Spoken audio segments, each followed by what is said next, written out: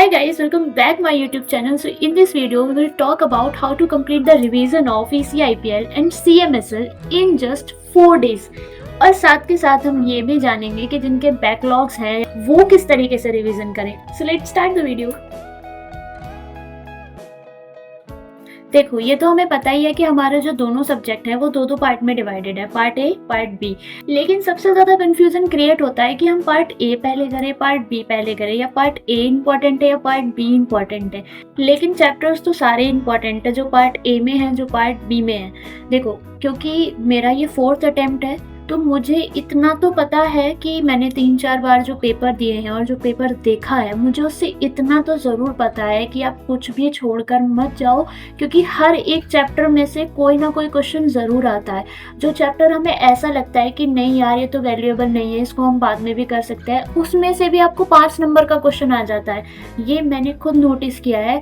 तो इसलिए छोड़ के कुछ भी नहीं जाना है. पार्ट ए पार्ट बी दोनों इम्पोर्टेंट है, लेकिन इसको करना कैसे? पार्ट ए पहले करना है या पार्ट बी पहले करना है? नहीं, हम दोनों एक साथ करेंगे, पार्ट ए बी और पार्ट बी बी.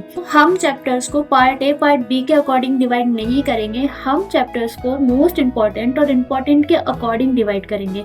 इससे क्या होगा कि हमें चैप्टर्स की क्लियरिटी मिल जाएगी कि सबसे पहले हमें इन्हें कर लेना है और फिर हमें इन्हें कर लेना है. बचेगा कुछ नहीं, क्योंकि सब मोस्ट इम्पॉर्टेंट और इम्पॉर्टेंट में आ ही जाएगा.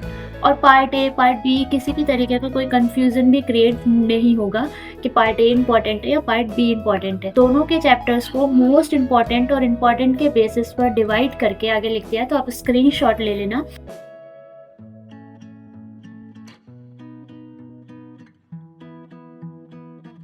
दोनों सब्जेक्ट को 2-2 दिन देकर आप उन चैप्टर्स को रिवाइज कर ले अच्छे से और फिर अपने क्वेश्चन सॉल्विंग स्टार्ट करें.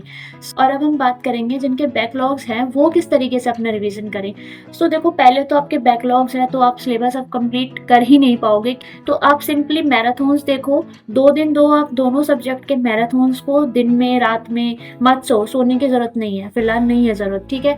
मैराथन्स देखो और उसके बाद मैराथन से आपको कम से कम 70% की क्लियरिटी आ जाएगी. और 70% क्लियरिटी के बाद आप अपना 30% दो सेल्फ स्टडी में, and I am damn sure कि आपका बहुत अच्छे से रिवीजन हो जाएगा, आपको बहुत अच्छे से चीजें समझ आ जाएंगी.